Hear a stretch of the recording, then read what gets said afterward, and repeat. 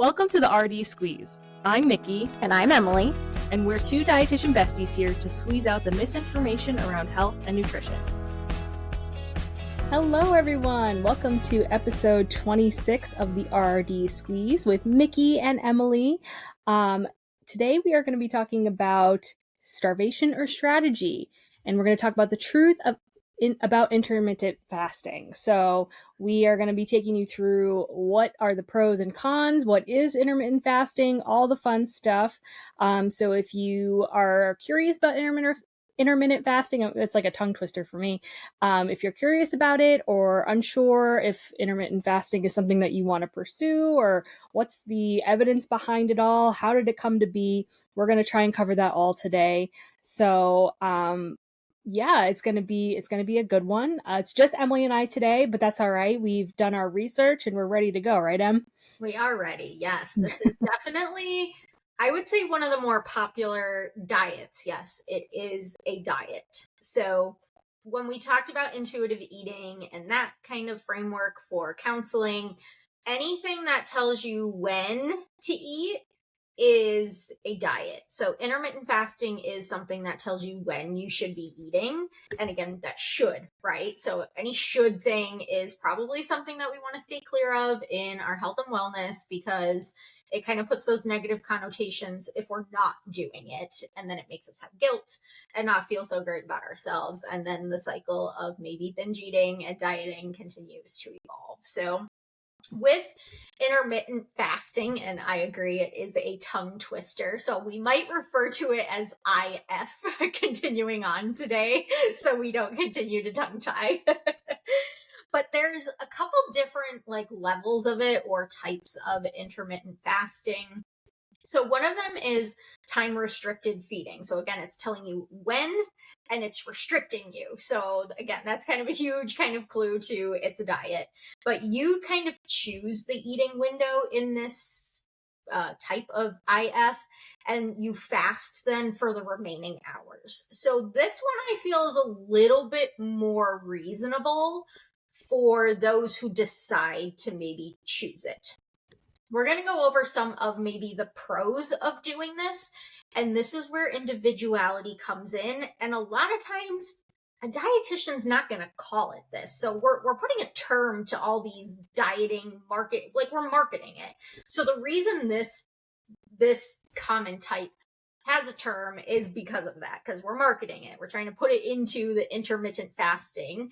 But in picking your timing of eating, we all kind of do that, right? We all wake up, we all try and eat pretty much, or hopefully we do, within a few hours of waking, and then we try and eat maybe an hour or two or three before we go to bed. So in a way, that is time restricted feeding, but we're not calling it that, and we're not restricting ourselves in this time frame. So that one, I would say, and we'll get into it a little bit more, is a little bit more of the more receptive one, I will say, but without calling it anything.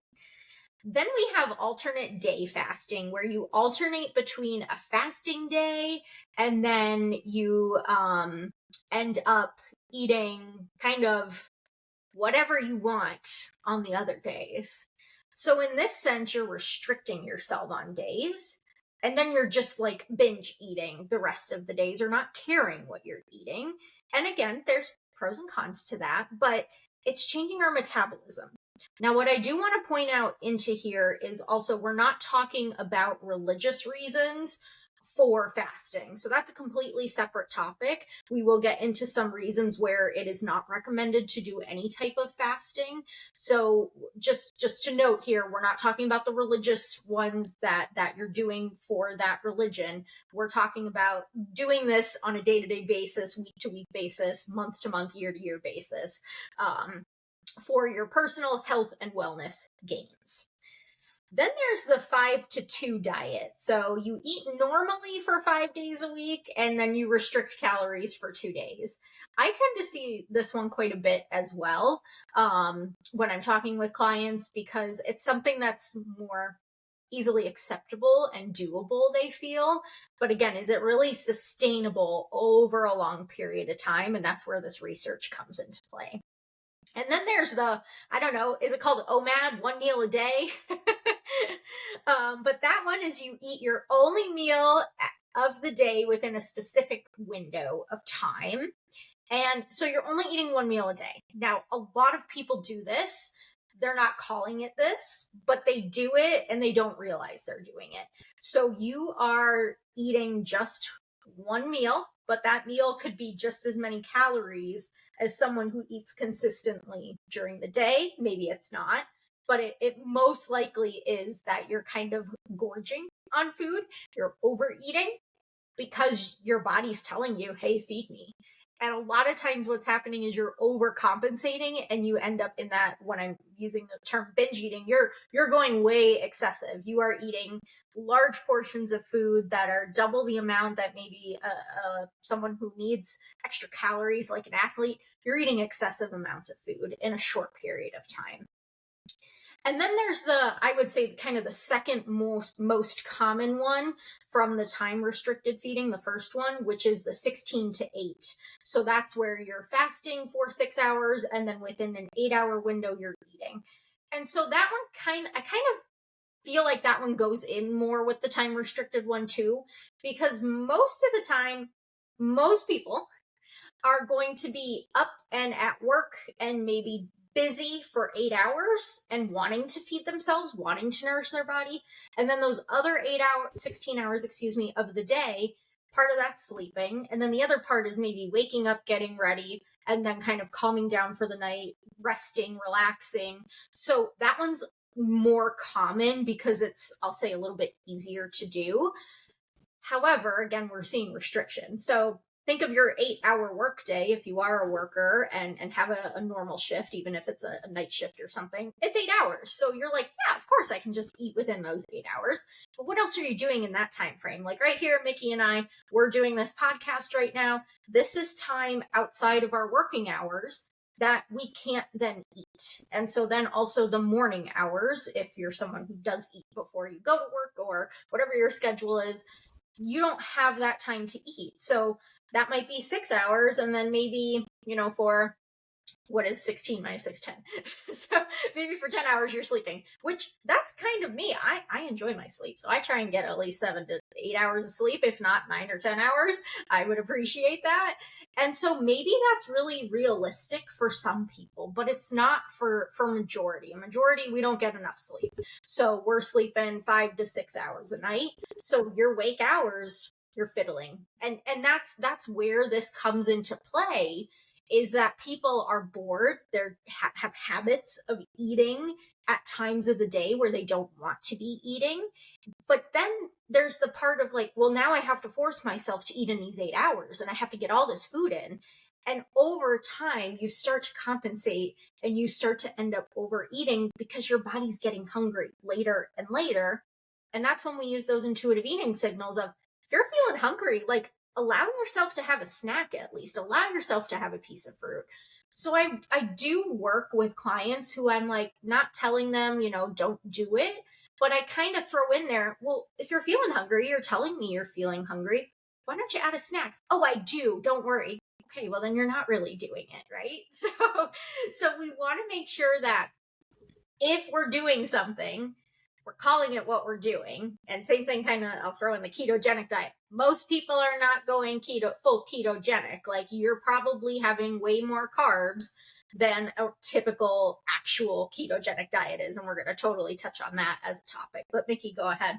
Yeah, I was just gonna say, like, I think, the biggest thing here, and in terms of intermittent fasting, is there is a restriction piece to it. And a lot of times people have that then guilt, or that, that feeling of, oh, I kind of set myself up to fail if it doesn't work. And I think if you can have that grace with yourself, this could be a way that could help you, in certain ways of, like you said, like, if you're afraid that you're going to eat too much at night, or if you tend to eat all of your meals later in the evening, or most of your calories later in the evening, it could give you that like motivation you need to structure your meals a little bit differently. I do find myself like not inherently calling it intermittent fasting, but sometimes I'm just not ready to eat in the morning. So like even if you're like not hungry in the morning and you feel like you need to put something in your stomach and like it's something lighter, like you can do that and then like, that's when your time starts maybe. But I think the biggest thing is just to honor your hunger cues, and I think that's a good way to kind of also put it into that like specific range and see where you're feeling hungry, when you're feeling full, when you're nourished. Like I think that's the biggest thing, is to pay attention to those things rather than restricting yourself just to those time frames. But like I was saying, like there's times where we might feel like we're not hungry yet, and then later at night we are feeling hungry and we might feel like, okay, but it's not within my time frame to eat, so how do I get around that? Or how, well, you might have to adjust, or you might have to, be a little bit more flexible with it. So there's pros and cons, and we'll get into those. But I mean, a lot of us kind of do this already, and maybe it's a longer period. So maybe you're doing 10-hour eating window, and then a 14, not hour, like not eating or fasting window. Um, I think the time restricted one is probably the most sustainable out of all of them. I do think the 5 days a week and then the restricting the two, I think that gets into like your cheat days, which we talked about, like is not like the best way to think about. Or like the 2 days that you restrict, like I don't know. I think that could be maybe sustainable. Um, the one meal a day though, I think is probably the worst thing, because like that I just feel like would just not make you like energetic. You might not be on your best feeling, just eating all of that in one time period. And like if you're eating your caloric intake and your protein needs, that's a lot to eat in just one meal. Like I know I need to spread out my meals, and I don't know how you feel about it, Emily, but like I can't eat a ton in one sitting. I'm more of like a grazer, or someone that like can eat smaller meals throughout the day, or snacks or whatever.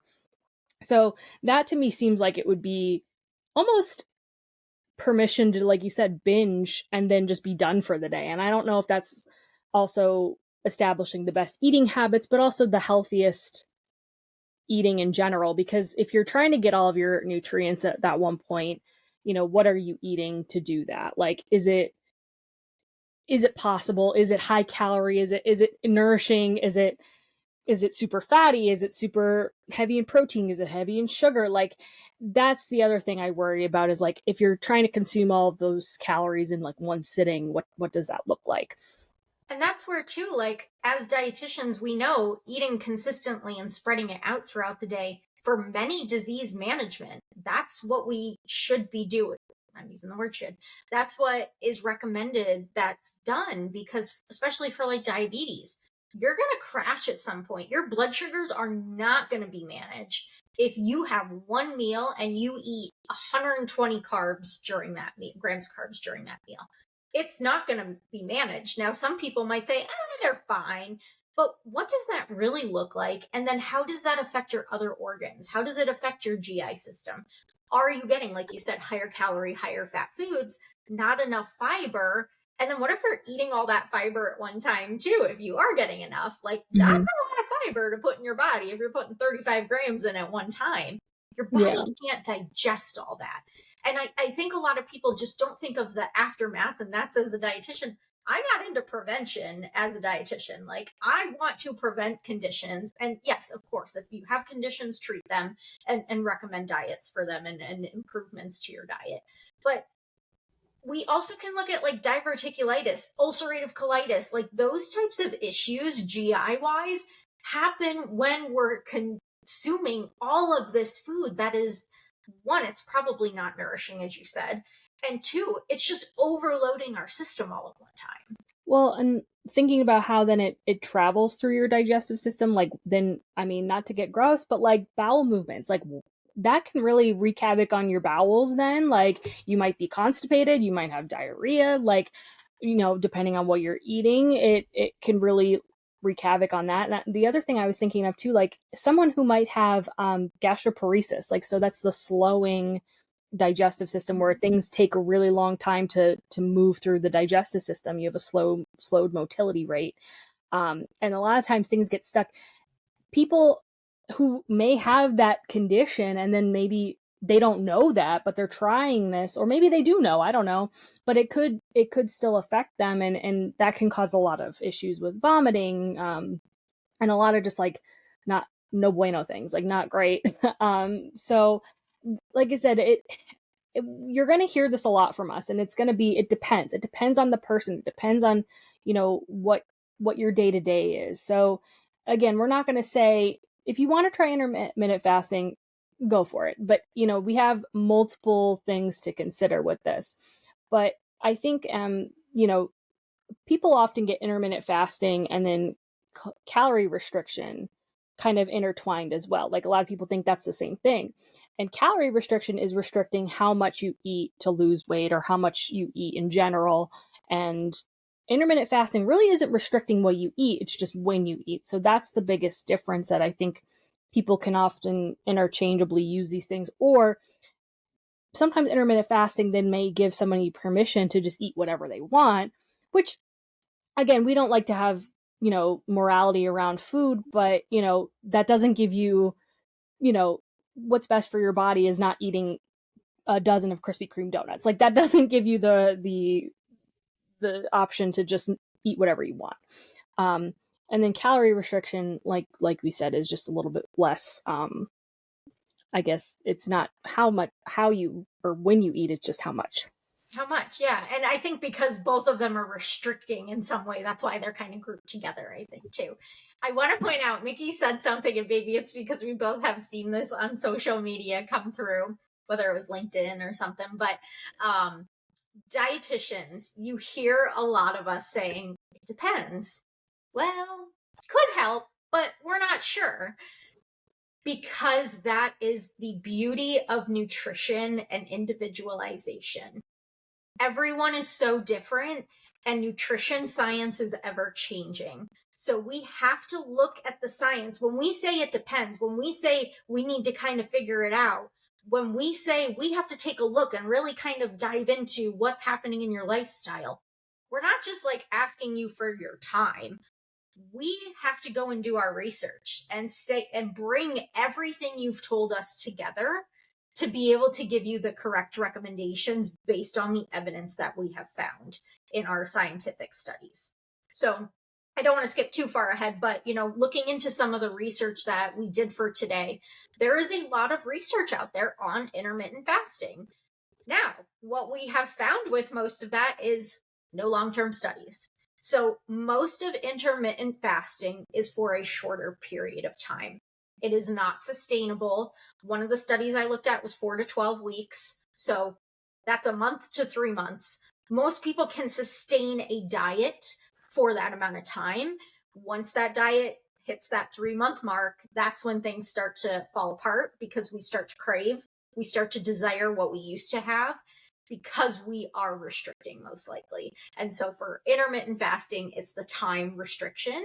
But like Mickey said, for some people, that night eating is really a challenge. So being able to tell yourself, I really am not trying to eat after 8 o'clock at night, 7 o'clock, whatever it is, depending on your bedtime. That's a more appropriate approach of like, I just don't want to put food, like the why behind it. You're not eating after 7 o'clock because you go to bed at 9 o'clock. You don't want to put food in your body before you go to bed.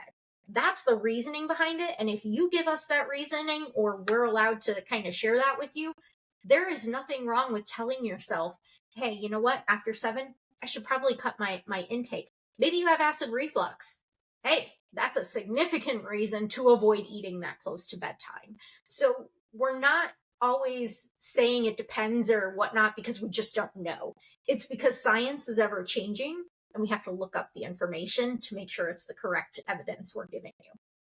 Yeah. And so, again, we did a lot of research for this episode. We do research for every single episode that we do, including the ones with our guests, even if it's something that we're familiar with, not familiar with.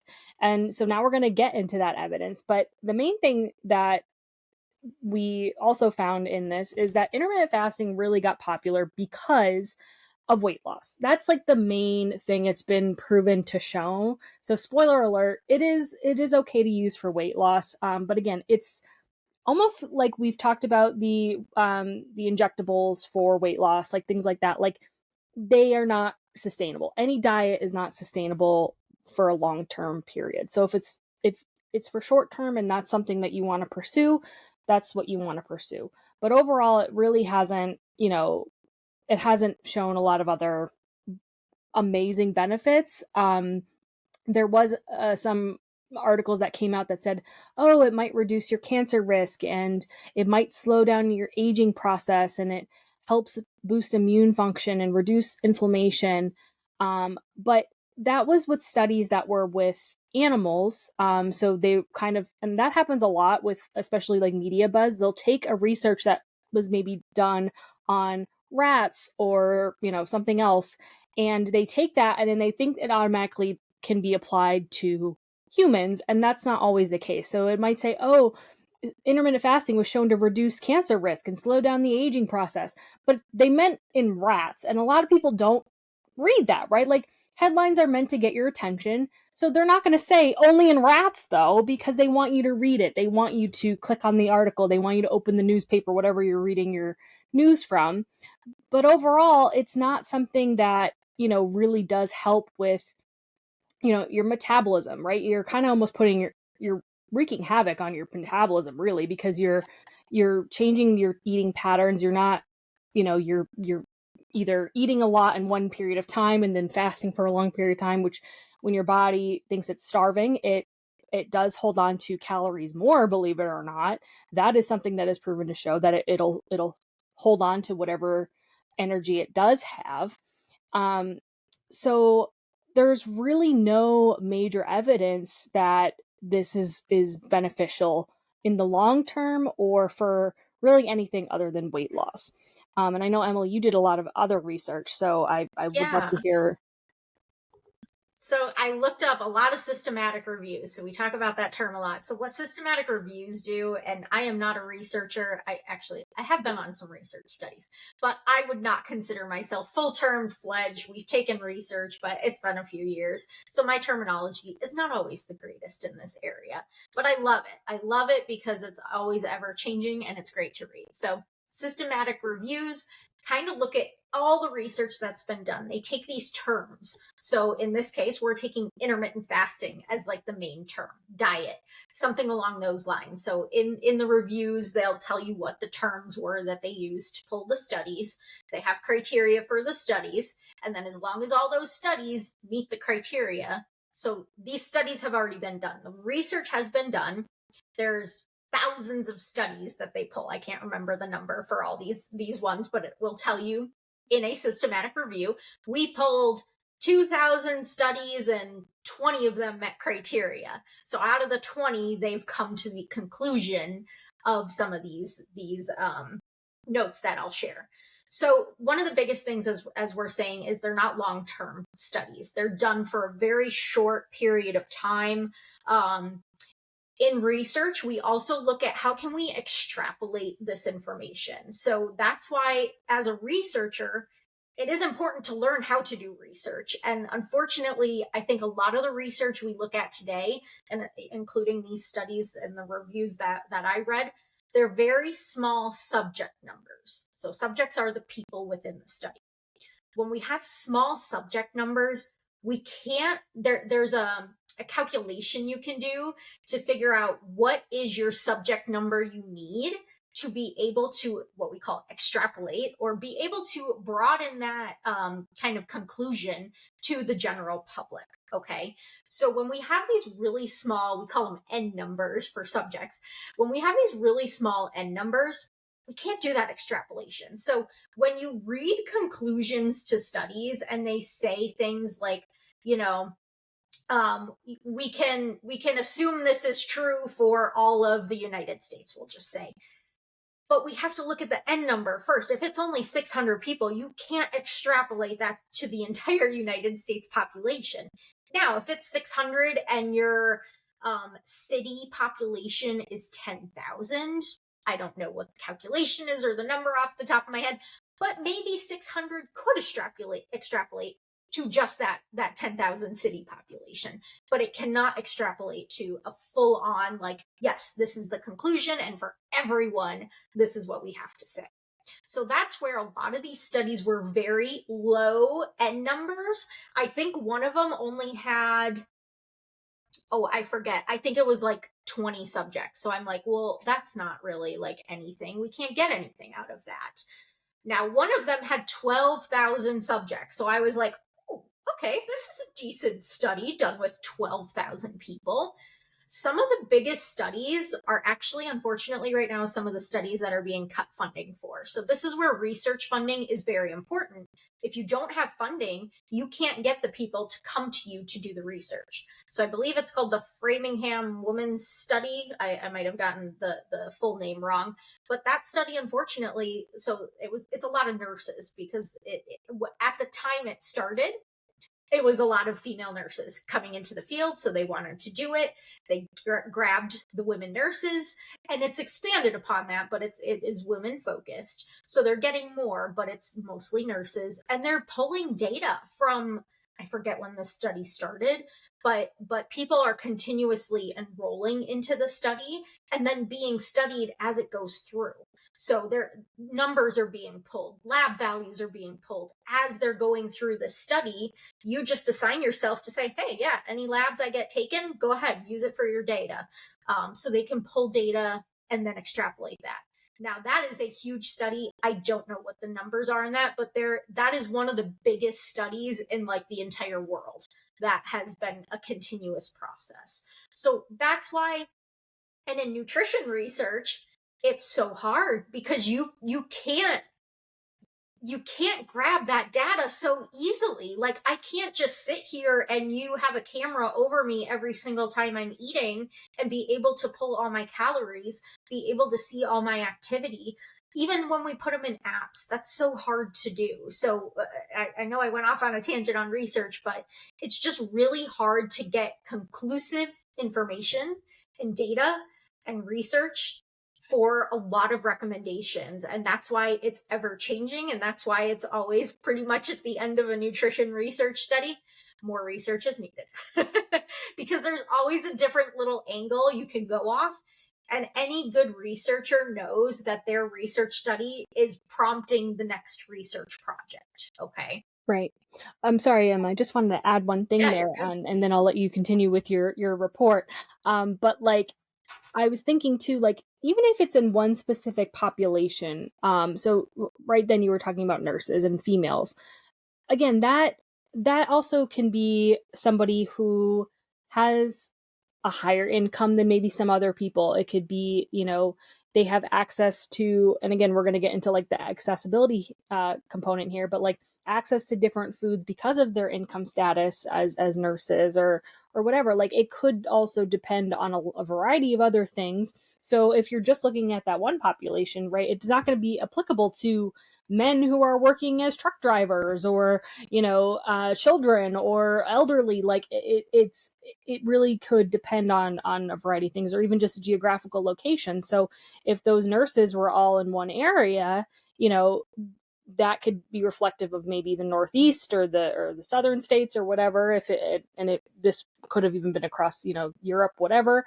It's not applicable everywhere. So that's the other thing to consider, is genetics are going to come into play there too. I mean, that's another thing. Like, it again, we're going to keep saying it depends and like sound all waffly, but that's not what we're saying. It's just like, anybody who's going to give you a blanket statement is probably not doing their due diligence and research. And I just wanted to, again, emphasize that more and kind of put a big underline under that for the listeners out there. So I'm sorry, I didn't mean to interrupt you.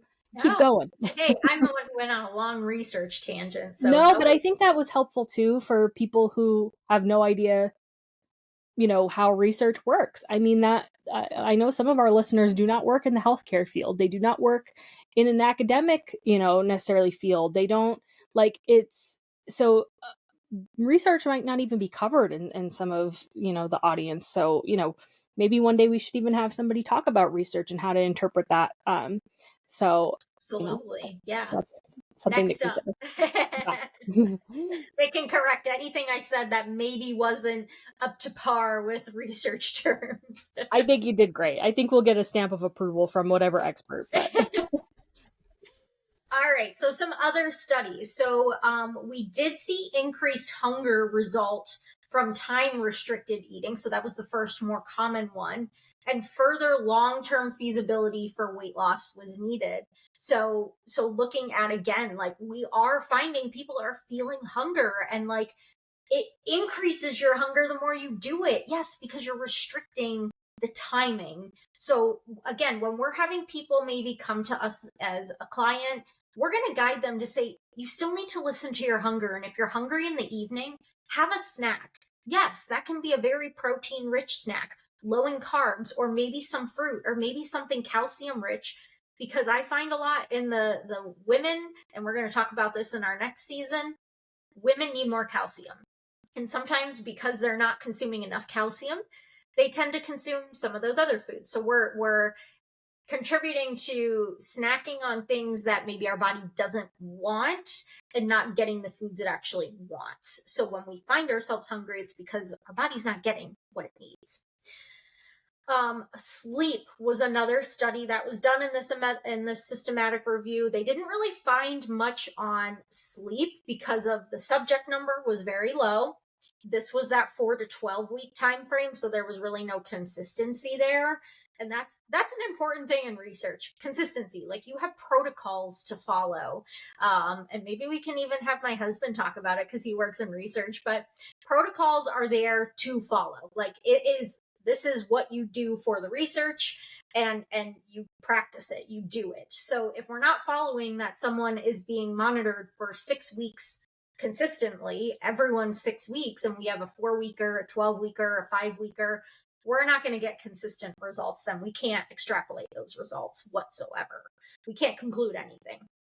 And so there was not even in these studies, there was no standard measure for sleep. So each study that they combine together with sleep and intermittent fasting, they can't conclude anything because there was no consistency there.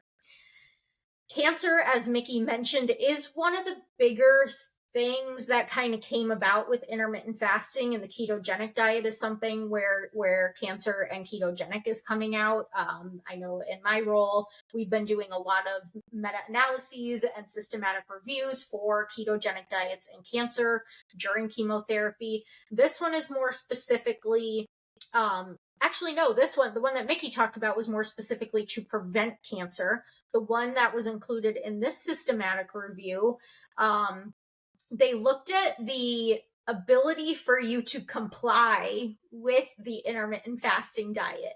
And I thought this was super interesting because I'm like, that's 100%. I work with cancer patients every day. Only 15% complied with intermittent fasting, while 92% complied with a regular diet. So if they weren't put on a diet, that was one of the groups, not the experimental group. And then the experimental group was the intermittent fasting group. And only 15% of them were compliant. So what does that tell you?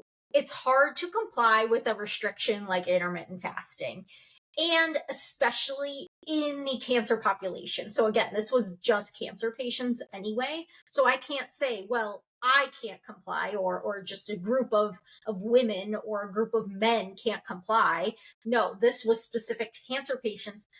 And do you know the biggest reason for that is? Because most of the time they're not eating anything, they're reduced appetite, and whatever we can get into them is what we can get into them. And if they're hungry at 2:00 in the morning, we want them to eat at 2:00 in the morning. So that's, I think, where the compliance comes in, is it's just not feasible for that population of diagnosis. And again, we've mentioned the diabetes before, so that's just one other area.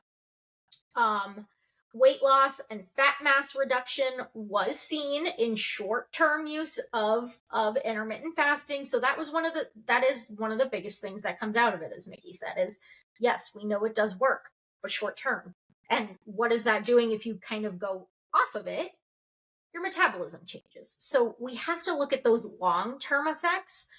We understand society wants short-term, quick and easy. They want that fat pill. And guess what? We have it now. We've got the weight loss meds. So we want to really start to think about, but I'm using the weight loss med as a tool. What else am I doing for my health to make sure it's beneficial? Because maybe in the long run, being on this weight loss med is not going to be helpful. We don't know that right now. We don't have long-term studies.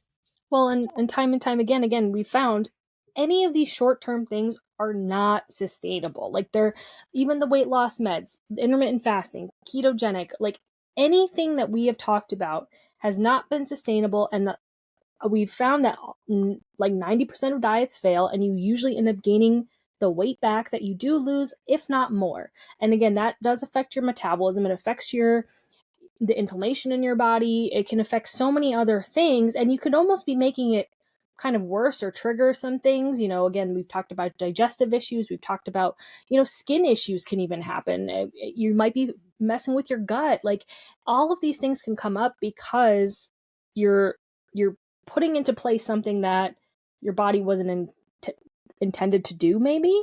So just again, keep that in mind. If you adopt any of these things, and I guess we could cancel the podcast now if I'm saying this, but like they don't work in the long term. And yes, there have been some benefits, but overall I think the cons outweigh the pros in a way, which we'll keep talking about for intermittent fasting, but just in general. And even again, short term, we're seeing improved insulin sensitivity and blood sugar control.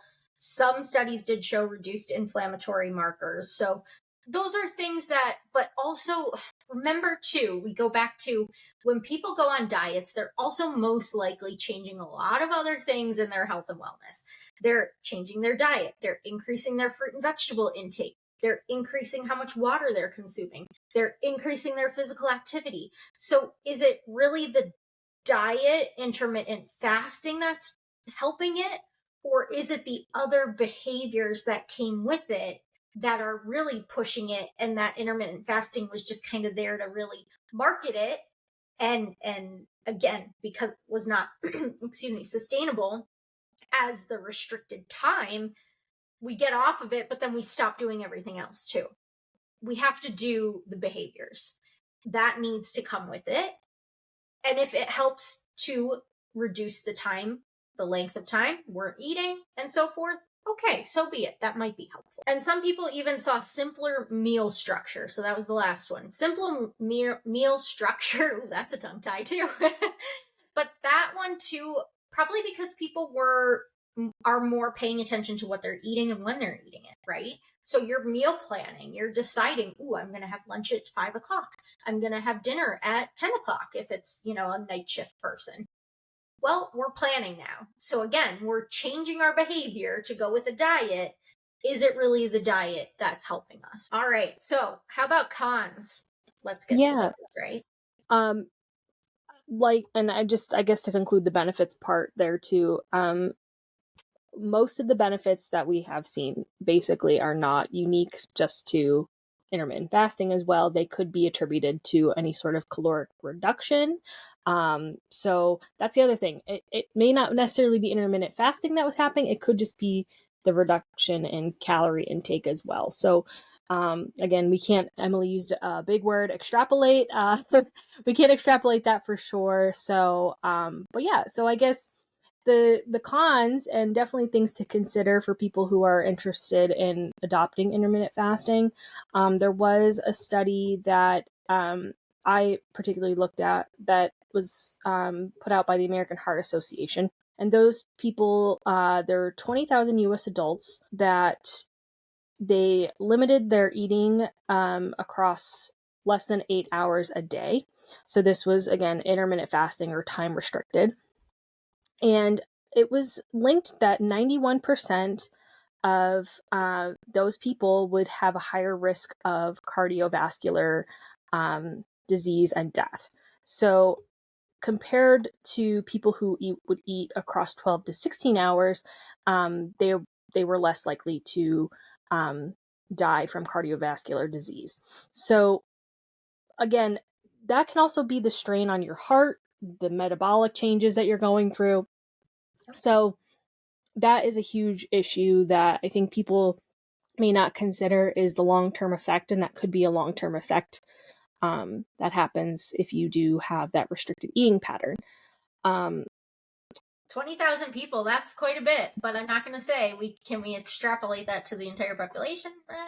No, and I mean, again, But genetics 20,000 is a decent amount for a that's a study. lot, and genetics comes a lot into play to that. I mean, the US does have a pretty high prevalence of cardiovascular disease to begin with, so that could just be, you know, part of the population, and that can be a whole other topic for a whole other day on the US versus maybe other countries. Um, but regardless, that is something that, you know, you could consider to be a pretty good statistic, to say, okay, this is probably, you know, it could be related to it. It not necessarily, but it could be. So then another thing is, especially if people are prone to disordered eating habits or obsessive eating, so orthorexia, which I think we're going to have somebody on talk about that in a future episode, um, or just any sort of disordered eating pattern. So any type of restriction, any sort of guilt or morality around food can really trigger the movement into eating disorder territory. So that could be binge eating disorder as well. So we're talking, you know, restriction, but also people tend to binge and restrict. So when you're restricting and then you feel like you can eat all at once, so that one meal a day thing, that can really trigger someone to get into the habit of binge eating. And that can be really hard to break if you are prone to eating disorders. And Emily, you might be able to talk a little bit more about that, but I know especially younger women are probably very prone to eating disorders and disordered eating because of diet culture. So that is something that you want to be wary of, and you might not even recognize it in yourself until it's a little bit too late. Um, so yeah, and I think, you know, the other thing is, there's a lot of people that it wouldn't work for, um, and again, there's hunger issues, there's energy dips, and then also considering the social limitations of eating. And so if your, you know, family says, oh, dinner's at 7 and that's outside of your window for eating, are you not going to go to Thanksgiving? Are you not going to go to Christmas dinner? Are you not going to participate in the birthday party? Or you know, if you have a date scheduled or a friend meeting or something, or a party, or you have, you know, an event, maybe you're at a conference and they're not serving lunch for this particular time and it's not within your eating window, how is that going to affect things? Like, are you going to be so obsessed with your food, or are you going to be present and be able to, you know, enjoy whatever you're doing, or just not worry about the food that you're about to eat? Mm-hmm. So that's a huge thing. We can't always, you know, plan every single minute of our lives as much as people would want to, but overall, it's just not a realistic plan. I mean, things come up. Who knows? Maybe you're stuck in traffic, your flight gets delayed. Whatever the case may be, something might happen where you don't have access to the food that you maybe intended to eat during that specific time. So then what happens then? Does it just kick you off your plan and then you just, like, you say screw it and then you just start tomorrow? Or what happens? You know, what how are you going to overcome that? Do you have a plan to mitigate the plan, a plan B, right? Um, so that's a huge thing that I think a lot of people don't consider when they consider intermittent fasting as well. So yeah, I mean, Definitely. thoughts on Yeah. that, Em? And there's well, I want to go to the people who it might not be appropriate for. So like pregnant women, children, older adults, those we mentioned certain conditions. This is not going to be appropriate for them. We mentioned some of the religious aspects, and those are times of spiritual growth, you know, practicing your religion, and being present in that time. So even during those fasts for different religious purposes, pregnant women, children, and older adults, and sick ones, so those with cancer or other conditions that are make you very sick, they tell you you can eat, it's okay. You know, they might not be eating a meal like they normally are, but they're not skipping food, they're not fasting, they are having fruit, they're having some yogurt, they're having, you know, different things that are appropriate for their religious beliefs, within their food realms. and allowing themselves to have that. So that way, especially for, I mentioned anyone, but the pregnant women, you have to feed your fetus as well. So that's really important. You can't prevent that and avoid that. So that's really important for people who have, not even people with diabetes. Some people get hypoglycemia, so very low blood sugars without any kind of medical diagnosis, if you will. Most people will get a low blood sugar at some point in their life and know that they have a low blood sugar. You get hangry, you get cranky, you get sweaty, you start to get queasy and foggy and everything. You start to not think right. That's low blood sugar. So if you're someone prone to those, you're going to want to eat when your body tells you. That's a sign and symptom. You might not get physical hunger, but that's a signal from your body to say, you got to feed me something. So we want to listen to that. Mickey mentioned the social eating. That's a huge component of just food satisfaction and having a healthy relationship with food. So if we're avoiding food because the time is telling us we have to avoid it, that's not a healthy relationship. That's listening to what we think society is telling us how to eat so we can do something that society tells us we have to do, aka be skinny and thin and lose weight. So we really do have to focus on what's important for us, and is this something that could work in the long term, or is it going to affect me and I'm not going to be able to effectively do it. I think some of the other things that people, who shouldn't try IF or intermittent fasting, definitely the people that, again, have the history of restrictive eating or an eating disorder, disordered eating, anything like that. Even teens and young adults who are still growing, because, I mean, how are you going to tell a 14-year-old boy to only eat, 8 within these certain 8 hours? That's like literally impossible. I've never heard of such a crazy idea, right? So like those like young adults need that energy. They need, and they're not gonna care, so putting a teen on that is just like unheard of. We mentioned over 65, people who have heart, kidney, or liver disease, or low blood pressure, or are taking specific medications like blood thinners, diuretics, blood pressure medications, or any other medications that could affect your blood sugar.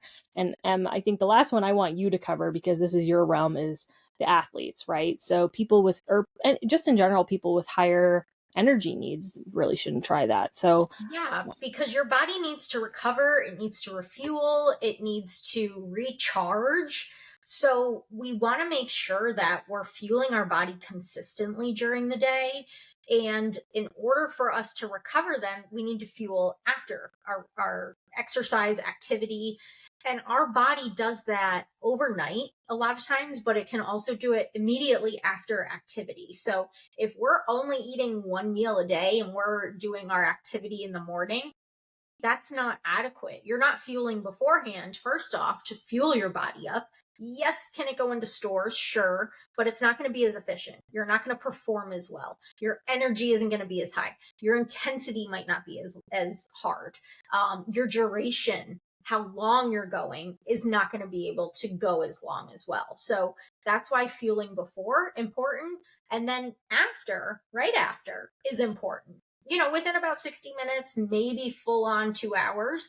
But if you're only eating one meal a day in the evening, or maybe it's even in the middle of the day, whatever it is, you're not getting that before, that after, you're not fueling your body consistently during the day to recover then if it's in the morning. But a lot of like high school athletes you just mentioned, afternoon is their practice. Some of them have morning practices too. So if you're an athlete going to morning practice, not eating breakfast, only eating at lunch, and then like really not eating until late at night, that is not adequate enough. So yes, I work with athletes, and ensuring that they fuel consistently during the day is super important. And athletes are ones who need quite an excess amount of nutrition, and you don't think they do. So as I work a lot with high school athletes, you're growing. One, as Mickey just mentioned, a 14-year-old boy is going to be starving all day long. Yes, you are feeling hunger. You're not able to concentrate in school. You're not doing well on tests. You're not able to focus at practice and really hit that ball, where when it should be hit. You're striking out. You're not able to kick the ball and aim it in the goal. Whatever it might be, you're not focused enough because your brain doesn't have the right nutrients. And then for growth, on top of that, growth, your body's not going to grow well. That's where injuries come into play when someone's young. If someone is young and having quite a bit of injury, they're probably not fueling well. So I fortunately don't see athletes only eating one meal a day. Typically, it's most of the time breakfast at some point, a lunch, and then they'll have a dinner. But you're probably eating a pretty large amount at dinner time as a younger athlete because you're not fueling enough during the day. So I work with athletes on that, make sure, and intermittent fasting is definitely not something I would recommend for them specifically. Or an Yes. athlete. Yeah, absolutely. And I guess just to kind of say, like, we're not saying nobody can try, intermittent fasting, but I think if anybody were to try it, it would definitely be someone that, under the supervision of a doctor or dietitian. If you have some sort of metabolic syndrome, pre-diabetes potentially, or just anybody that's looking to lose weight, I would definitely say, it's worth maybe trying if you want to, but it's not the only route that you need to take to do that. But I would say do it with caution. Um, and yeah, I think that would be, be a skeptic no matter what. So even be a skeptic even if you want to try it. Just, keep note of how you're feeling and how it makes you feel, and keep track of that because that's important. The biggest things I see success in are just the nighttime. So if that's something, again, you do a Hmm. 12-hour, 12 and 12, honestly, that's so realistic. If you want to call it that, if you want to give it a name and say, I'm doing intermittent fasting and it's 12 hours on, 12 hours off, that is super realistic. If you're waking up at 6 o'clock in the morning, breakfast at 7, and then 7 o'clock at night is your last food, and you go to bed at 9 o'clock, 10 o'clock at night, that's really realistic and that's totally appropriate. Where I see a lot sometimes too is the shift of morning. Like, oh, well, I'm not going to eat until 11 o'clock until 7 o'clock. 11 to 7 is my 8-hour time. Can we maybe push that up? Can we maybe get you a breakfast in the morning at least? Like start your morning, even if it's a protein shake. Sometimes I give into that. That's fine. If it's just a protein shake, at least it's getting something into you, your metabolism going. However, when I see that happen, unfortunately, it tends to be very much the middle-aged women who are avoiding breakfast because they're not hungry. Okay, I get it. So this is where hunger signals don't come in. You fasted overnight. Your body now needs energy for the next day. We want to put fuel in it in the morning. I don't care if it's a yogurt and some fruit, a yogurt and a protein shake, a yogurt and a graham cracker or something. If it's as simple as that, great. And it does not have to be immediately when you wake up. 2-ish hours at most after you wake up. That's the goal. Okay. Now, medications can change that, of course. Some people have to avoid eating for a while, and that's understandable. But we want to nourish our body in the morning to get us going, to give us the energy. So I usually try and shift people, get the food in the morning, in the middle of the day, and then the night times when let's back off. And maybe while doing that, you find you don't crave things in the evening and you're less likely to want to eat after 7, 8 o'clock at night. Yeah, I think that, is great. And like, I mean, I think we've hammered this home the whole entire time. Like, A, nothing is going to be the magic pill, or nothing is going to just be, quick and easy. It's all going to take some guidance and supervision by a healthcare provider. It's not a superior approach to eating specific ways. The main thing is you want to have a balanced, sustainable approach to whatever you're eating. And like we were kind of joking about it, but like this is not a one size fits all. We cannot say, yes, everybody should do this, because everybody is individuals. If we were all the same, it would be way easier to treat things, but unfortunately that's not the case. So you have to be, cognizant that not everything's going to work for one person over the other. So if you heard, oh, this intermittent fasting worked for, Linda over here, and you are like, oh, well, I'm going to do it because it worked for Linda, it might not still work for you just because it worked for Linda. So just, keep that in mind. And again, the biggest thing, I mean, I'm going to harp on this a little bit, is why are you doing it? Like, for whatever reason, and reflect on, is it rooted in the diet culture of, the epitome of health is thin, which we know from past episodes that that is not the case, right? We know that health goes so much beyond thinness, right? There's physical, emotional, behavioral, mental health, all, put into one thing. And, if this is going to affect your mental health in a negative way, if it's going to affect your physical health in a negative way, is it worth doing? Is it worth pursuing? And what's your motivator behind it? If it is for a health reason, then I'm okay, like, if you want to pursue it. But if it's solely just because you want to be thin, ask yourself, why do you feel that way? Because if you're already healthy, it may not be worth adding extra stress to your life. But that's just my opinion. I don't know how you feel, but No, I agree. I agree for sure. And just choosing healthy options, creating healthy behaviors is the way to go. And if intermittent fasting is a part of that, we can support that as long as it's in a nourishing way and it's not doing you harm. yeah. So, Em, what do you think? I think that wraps up everything, unless you have anything else to add. No, I think it does. So why don't we go ahead and get to our sweet and sours? Mickey, do you want to go first? I think I want you to go first this week. Okay. All right. Well, I'll do my sour first. So before we hopped on, I have a lot of technological issues. I'm not good with technology.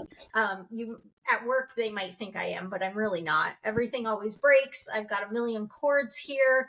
Also, like social media and like creating things, flyers, as much as I think I love to do them, I really don't like doing them. So I've had to make quite a few recently, not for the podcast, for other things, and I'm just like exhausted from doing them. And I just feel like it's never good enough. So that's my sour. I don't enjoy doing those things or technology and figuring that out. That's why you'll see my lighting's going to be changing a little bit. I'm just trying to figure out how to better light. I got a new camera too, so that's kind of changing why it looks so dark in here. It's really not that dark in here.